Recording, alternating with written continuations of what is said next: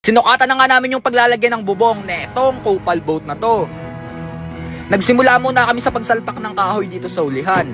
Pinadikit lang namin ng maayos to, pagkatapos ay nagputol naman kami ng gagamitin natin sa unahan.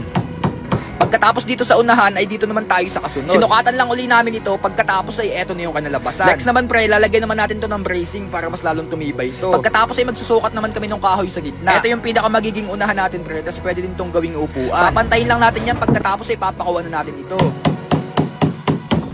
Pagkatapos sa gitna ay dito naman tayo magpapakaw sa gilid.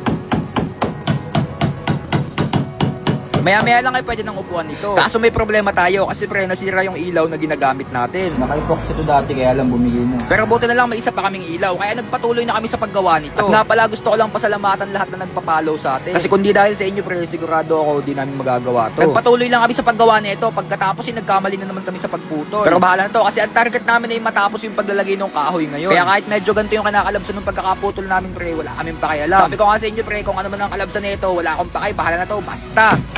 Nagsalpak na nga kami ng isa pang kahoy na paglalagay natin ng panggilid. Pagkatapos ay pinakuha na namin ito.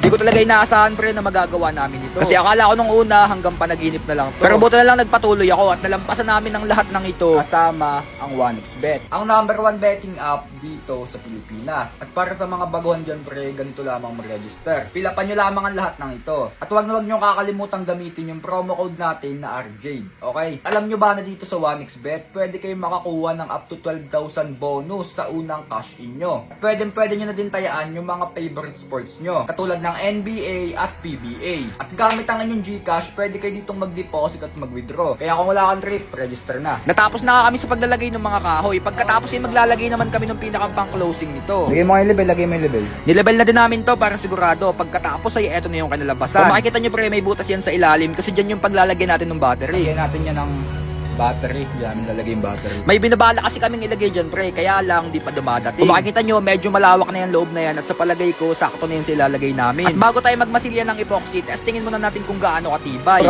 Durability test. Medyo matibay na nga to pre, kaya lang may napakalaking problema tayo ngayon. Kasi yung epoxy na ginamit namin pre, hindi kumakapit sa plastic. Bali, ito yung epoxy na yun pre, at talagang kagabi pa kami namang problema dito. Talagang hindi dumidikit to pre, yung epoxy na to. Bali, ganito pre yung nangyari dito. Kung makikita nyo, natutuklap talaga. Kaya ngayon pre, magpapagay uli ako sa inyo kung anong magandang epoxy gagamitin namin dito. Tandang-tanda ako, alas 12 kagabi, napakasaya namin kasi nga nag-i-epoxy na kami. Kaya lang pagkagising namin, nagulat kami kasi nga di pala kumakapit sa plastic yun. Kaya ang ginawa namin pre, bali yung mga epoxy na yun, dito na lang namin imamasilya sa mga kahoy na to. Total matibay naman dumikit yung epoxy na yun kapag nasa kahoy. So yun lang pre, epoxy na lang talaga yung problema namin. Kung ano yung magandang epoxy na pandikit sa plastic. Kasi pre, delikado to pag nag-epoxy na kami dito sa labas.